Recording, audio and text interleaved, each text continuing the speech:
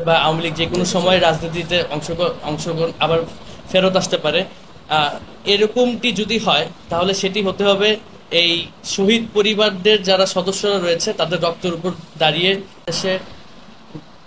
ভাষা আন্দোলন থেকে শুরু করে স্বাধীনতা যুদ্ধ, 2024-এর গণ অভ্যুত্থান, সকল আন্দোলনেই ঢাকা বিশ্ববিদ্যালয়ের একটি গুরুত্বপূর্ণ ভূমিকা ছিল এবং বলা যায় যে ঢাকা বিশ্ববিদ্যালয়ই সকল আন্দোলনের মূল চালিকা শক্তি ছিল। তো সেই জায়গা থেকে আমরা এই 2024 পরবর্তী বাংলাদেশে যেই সুস্থ এবং সুন্দর ডাকসু নির্বাচন দেখতে পেরেছি এবং যে নির্বাচনের যে উৎসবমুখর পরিবেশ আমরা দেখতে পেরেছি, তার মাধ্যমে জুলাইয়ের পরবর্তী যে বাংলাদেশের আকাঙ্ক্ষা সেটি এই ডাকসু ইলেকশনের মাধ্যমে পুরো দেশবাসীর কাছে স্পষ্ট হয়েছে। এবং সেই জায়গা থেকেই আমরা আজকে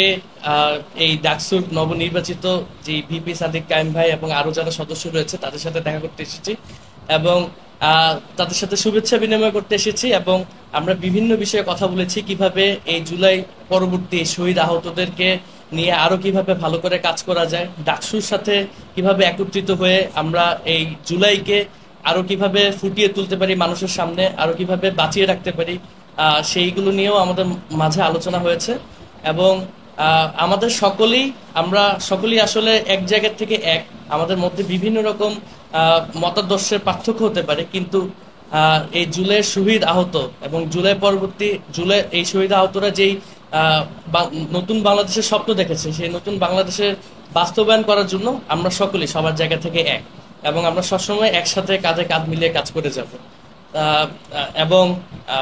এই যে যে নতুন কথা আমরা শুনতে পেরেছি যে আওয়ামী লীগকে আবার ফেরত আনার বিষয়ে বা আওয়ামী লীগ যে কোনো সময় রাজনীতিতে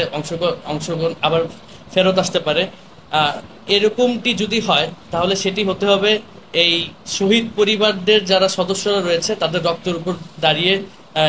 এরকমটি হতে হবে। আমি জানি না বাকিরা কি করবে না করবে, কিন্তু আমার বিশ্বাস যে এই যে 1500 শহীদ পরিবাররা রয়েছে তাদের তারা সবসময় রাস্তায় থাকবে এবং তাদের রক্তের উপরে একমাত্র সম্ভব এই আওয়ামী লীগকে আবার পুনর্বাসন করা, এ ব্যতীত সম্ভব নয়। তো আবারও ধন্যবাদ জানাচ্ছি এবং আজকের দিনটি খুব সুন্দরভাবে কেটেছে আমাদের মধ্যে এবং ডাকসুর সম্মানিত ভিপি সাদিক ভাই খুব আন্তরিকতার সাথে আমাদেরকে এখানে গ্রহণ করেছে এবং আমাদেরকে পুরো ডাকসুটা ঘুরিয়ে দেখিয়েছে। এবং ডাকসুর যে মিউজিয়ামটি হয়েছে জুলাই গণ অভ্যুত্থান নিয়ে, সেই মিউজিয়ামে আপনারা যদি যান দেখতে পারবেন বিভিন্ন শহীদদের এবং জুলাইয়ের যেই মেমোরি ছিল সেই মেমোরিগুলো ফুটিয়ে তোলা হয়েছে। এবং এটি ডাকসুর ভিপি সাদিক কায়েম ভাইয়ের নেতৃত্বে এই মিউজিয়ামটি করা হয়েছে, যার কারণে পুরো শহীদ পরিবারদের এবং প্রশাসন এবং সাদিক কায়েম ভাই ওনাদের নেতৃত্বে এই মিউজিয়ামটি করা হয়েছে। তার জন্য পুরো শহীদ পরিবারদের পক্ষ থেকে আমরা এই ডাকসু এবং এই ঢাকা বিশ্ববিদ্যালয়ের প্রশাসনকে আমরা আমাদের অসংখ্য ধন্যবাদ জানাচ্ছি। ধন্যবাদ। আমাদের একটাই প্রত্যাশা, আমাদের শহীদ এবং আহতরা যে কারণে যে নতুন বাংলাদেশের স্বপ্ন দেখে রাস্তায় নেমেছিল, তাদের অঙ্গহানি করেছে এবং শহীদ হয়েছে, সেই স্বপ্নের বাংলাদেশ বাস্তবায়নের জন্য ডাকসু সবসময় সর্বোচ্চ চেষ্টা করে এবং জুলাই গণঅভ্যুত্থানকে মনে প্রাণে ধারণ করে